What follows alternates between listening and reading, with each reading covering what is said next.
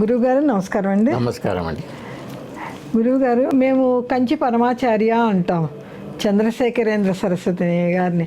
కామాక్షి రూపమే ఆయన అనుకొని నడిచే దేవుడు పరమాచార్య అనుకుంటాం. మీరు మహాపెరియవా అనుకుంటారు. కంచిలో కంచి కామాక్షి దేవికి పూజ చేస్తూ ఉంటారు కదండి. ఆయనకి అమ్మవారు ఎలా దర్శనమిస్తారండి? ఆయనకి అనుకుంటే ప్రత్యక్షంగా ఆయన అమ్మవారు వచ్చి నిలబడతారు. అది చాలామందికి తెలియదు. అంటే ఆయన అనుకుంటే, అంటే కంచిలోనే అమ్మవారు సజీవమూర్తి అంటారు. ఆ విగ్రహం కాదు, అమ్మవారు సజీవమూర్తి అక్కడ కూర్చున్నారు అంటారు. అట్లాంటిది ఆయనకి కామాక్షి రూపంలోనే దర్శనమిస్తుంది అంటారా? అవును, కామాక్షి రూపంగా దర్శనం. ఒక చిన్న ఎగ్జాంపుల్ చెప్తా, చెప్పండి. ఒక ఆయన నన్ను అడిగారు, దేవుడు ఉన్నారా, ఒకటే ఇన్ని దేవుడు ఉన్నారే, ఒకటే దేవుడు ఇన్ని రూపంగా వస్తుందా అని. నేను అప్పుడు ఫ్లైట్లో ఉన్నాను. ఇంకా మంచి పాయింట్. నేను కరెక్ట్ ఆన్సర్ ఇస్తే నువ్వు రేపు కొంచెం గుడికి పోతావు అని అడిగాను. అడగండి అన్నారు. ఇప్పుడు మనం వచ్చినప్పుడు మెట్లు దగ్గర ఏరు వస్తే నమస్తే పెట్టింది, అందరికీ వందనాలు పెట్టింది. లోపల వచ్చి కూర్చున్నప్పుడు ఆమె సర్వర్గా నీళ్ళు ఇచ్చింది. కొంచెం సేపు తర్వాత ఆమెని స్నాక్స్ అమ్మింది. కొన్ని సమయం తర్వాత ఆ బ్యాగ్లో ఉండి చెత్తలన్నీ పారేసింది. ఒక ఏరు వస్తువు ఇన్ని రూపం తీసినప్పుడు దేవుడు ఎందుకు తీయడు? అదిరిపోయాడు ఆయన. నాకు ప్రత్యక్షంగా దేవుడు వచ్చి మీ దగ్గర వచ్చి నాకు ఇది ఆన్సర్ ఇచ్చారామని. అప్పుడు కొంచెం ఆ మనిషి గుడి గుడి గుడి. కాంచి అమ్మవారు దర్శనం అన్నారు. త్యాగరాజ సుందరం అని ఒక ఆయన అక్కడ పనిచేసేవారు మఠంలో, కంచిపీఠంలో ఉన్నాడు. ఆయన పెరిగా పూజ చేసినప్పుడు ఆ పరదాని పట్టుకుంటాడు. ఎందుకంటే అప్పుడు పూజ చేసేటప్పుడు ఎవరు చూడకూడదు. అంటే ఇప్పుడు పరమాచార్యుల వారు పూజ చేసేటప్పుడు ఎవరు చూడకూడదు. పరదా కట్టేస్తారు. ఉట్టి దీపాధారణ ఉన్నప్పుడే వాళ్ళు తీస్తారు. ఆయన పాపం ఎన్నో సంవత్సరం ఆ పరదా పట్టుకుని నిలబడతాడు. పాపం 1 గంట 2 గంట కూడా అవుతుంది. అట్లనే పట్టుకోవాలి. ఆయన ఎంతసేపు పూజలో కూర్చుంటే అంతసేపు పట్టుకోవాలి. మనకి 5 నిమిషాలు అట్లా పట్టుకుంటే మనకి చేయి నొప్పి వస్తుంది. అవునండి. ఆయనకి అది ఒక డ్యూటీ లాగా చేసినప్పుడు ఒక్క దినం ఇట్లనే కొన్ని రోజులు పోయింది. ఒక దినం చూసి అది పట్టుకున్నాడు, చెయ్యి నొప్పి వేస్తుంది. ఇట్లా పట్టుకుంటున్నాడు. అది జరగకూడదు, ఎందుకంటే ప్రజలు చూడకూడదు. చూసి అంటే ఆయన పూజ చేసేటప్పుడు ఎవరు చూడకూడదు. లోపల ఎవరు చూడడానికి లేదు. ఆయన ప్రత్యేకంగా కామాక్షికి పూజ చేస్తారు. టక్కని అతను అయితలేదని అది పడతా తీసి పెరివాళ్ళకి చెప్తామని లోపల చూస్తే పెరియవారు స్వయంగా కామాక్షి అమ్మాయికి పూజ చేస్తున్నారు అక్కడ. ఆ దర్శనం ఈయనకు దొరికింది. అదృష్టవంతుడు కదండి. నిజంగా చాలా గొప్ప అదృష్టవంతుడు. అది దొరకడంటే కష్టం. పరదా పట్టుకునే వ్యక్తికి అమ్మవారు అంటే అతను చేసే పనిలో అంత ఏకాగ్రతగా ఉంది. అంతే, అంత శ్రద్ధగా చేశాడు. అంత శ్రద్ధగా చాలా దర్శనం, అమ్మవారి దర్శనం కాదు, ఆ పెరివారి దర్శనం రెండు కలిసి వచ్చింది. ఆ పూజ చూసిన భాగ్యం అమ్మ అట్లా చూస్తుందంట. ఆయన అట్లా కన్ను కొంచెం నీరు కారుతుంది. అవును, అమ్మవారు అలా కూర్చుంటే సాక్షాత్ భగవత్ స్వరూపమైన గురువు అక్కడ కూర్చొని పెరియవా పూజ చేస్తూ ఉంటే చూస్తానికి ఈ 2 కళ్ళు సరిపోవు కదా. ఆయన నా జన్మ ప్రాబల్యం తీరిపోయింది అన్నారు. అట్లా మహాపర్వాలకి ఇంత దినం ఈ సేవ చేసిన వానికి అమ్మవారు చూపెట్టాలా, అనుగ్రహం ఇవ్వాలని చేసి ఆయన అనుగ్రహం ఇచ్చేది. అది చాలా గొప్ప విషయం. మీకు లలితాదేవి అమ్మవారు ఒక వేద పండితుడికి, దేవి ఉపాసకరికి దర్శనం ఇచ్చింది. మీకు తెలుసా అన్నారు. అందరూ తెలియదండి. కుంభకోణం పక్కల ఒక విలేజ్లో దేవి ఉపాసక డైలీ పూజ చేస్తారు. అమ్మవారి పూజనే ఆయనకి. అన్నం వద్దు, టిఫిన్ వద్దు, మనకంటే కాఫీ పొద్దుగల కావాలా, ఆయనకి అది కాదు, అమ్మవారే కాఫీ. ఆమె ఆ మాట అమ్మ అన్నట్లు. ఆ దేవి ఉపాసకులు ఏం చేశారంటే అప్పటిని కొంచెం ఆయనకి ఇబ్బంది వచ్చి అప్పు తీసుకున్నాడు. ఆ విలేజ్లో పెద్ద మనుషులు ఎవరు ఉంటారు కదా, ఆయన అప్పు తీసుకున్నారు, పేపర్లు రాసి ఇచ్చి ఆయన ఇచ్చేసాడు. ఒక 2 నెలలు కట్టకుండా ఏం డబ్బు కట్టలేదని ఆ మనిషి వచ్చి అప్పుడు ఈయన పూజలో అమ్మవారికి పూజ చేస్తున్నారు. పూజ చేసినప్పుడు వచ్చి ఆయన పేరు పిలిచి ఓయ్ ఓయ్ అని వదులుతున్నాడు.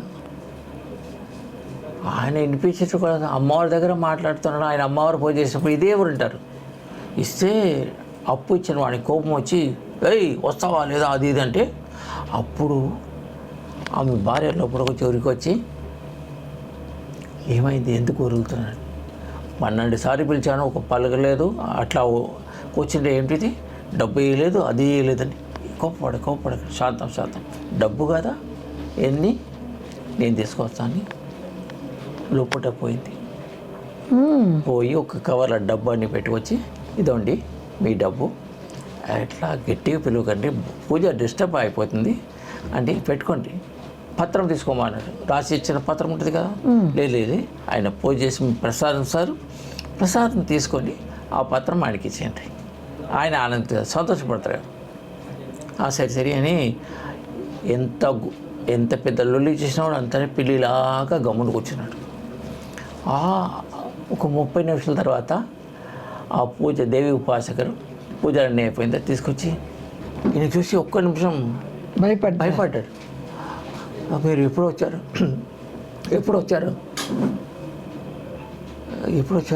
ఇదిగో తీసుకో అన్నాడు.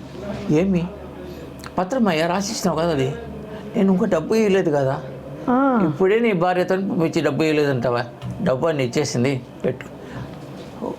లోపల పిలిచి ఆమెను పిలిచాడు భార్యని. అమ్మా డబ్బు ఇచ్చేసినట్టు అన్నారు, డబ్బు ఇచ్చినావా, నేను ఇక్కడ ఇచ్చానండి మీ పక్కన కదా నేను కూర్చున్నా, డబ్బు ఇవ్వలేదు. ఎందుకు డబ్బు ఇచ్చారండి, పత్రం దగ్గర డబ్బు ఉంది, కవర్ ఉన్నది పెట్టుకోండి.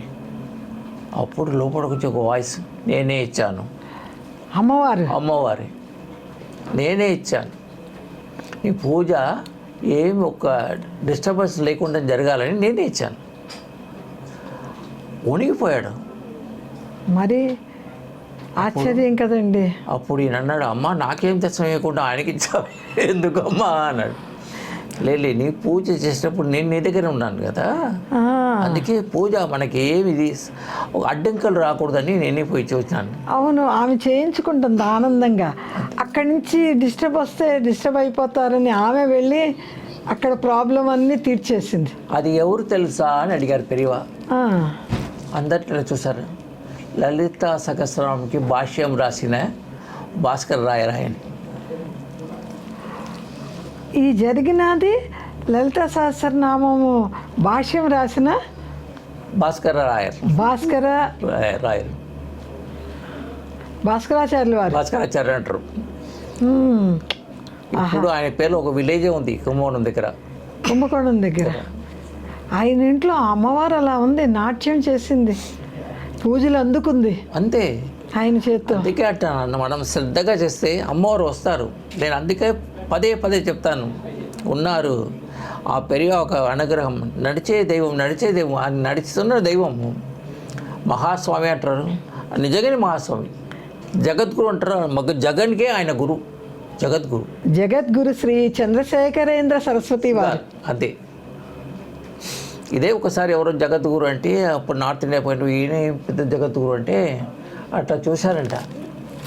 చూస్తే ఒక చిన్న పిటిక, అది అక్కడ చిన్న ఇల్లు కడుతుందంట. ఇట్లా అన్నారంట పిరివా. ఇక్కడ చూసారా కాకి అందరినీ పిలిచి అన్నం పెడుతుందంట. వీళ్ళే జగద్గురు, అందరినీ కలుసుకున్నారు పెడుతున్నారని. అప్పుడు ఎవరో జగద్గురు అనే మనిషి ఎవరు చెప్పిండ్రో వెనకంటే పిల్లలే మీరే జగద్గురు అని కాళ్ళ పడిపోయారు. ఆయన ఏమి నాకు పేరు పొందాలి ఏం లేదు, ఆయన అందరికీ ఒకటే ఈక్వల్గా చూస్తారమ్మా. నేను ఒకసారి పోయినప్పుడు పెద్ద ఎవరు వచ్చినా కూడా ఆయన వదిలేసి నా దగ్గర మాట్లాడారు. ఆయన ప్రియమైన శిష్యులు వచ్చినప్పుడు ముందు వారి మీద మనసు ఉంటుంది, కానీ ఎంత పెద్ద మంత్రులు వచ్చినా రాజులు వచ్చినా వారి మీదకి వెళ్ళదు కదా. ఆయన ఒకసారి అన్నారు, ఆయన వస్తే నాకేమైనా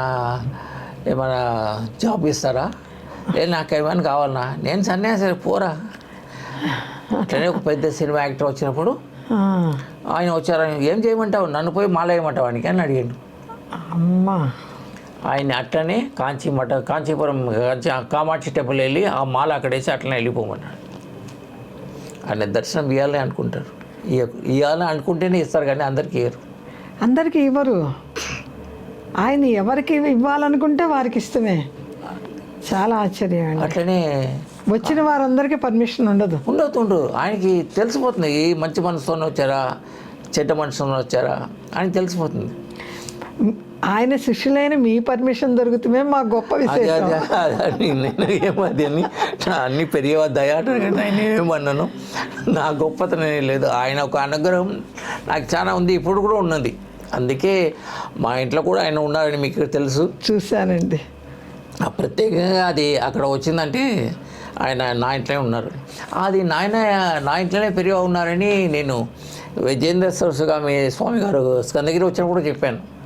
ఆయన ఒక్క నిమిషం అట్లా ఆలోచన చేసి నీ కుంకుమ తీసి నాకు ఇచ్చారు. విజయేంద్ర సరస్వతి వారు స్వామికి పెరిగా నా ఇంట్లోనే ఉన్నారని నేను చెప్పాను. మీరు చెప్పారు. పీఠాధిపతికి అందరూ ఇట్లా అంటున్నారు, నన్ను చూశారు, ఉన్నారు చెప్తున్నా, లేకుంటే ఎవరు చెప్తారమ్మా.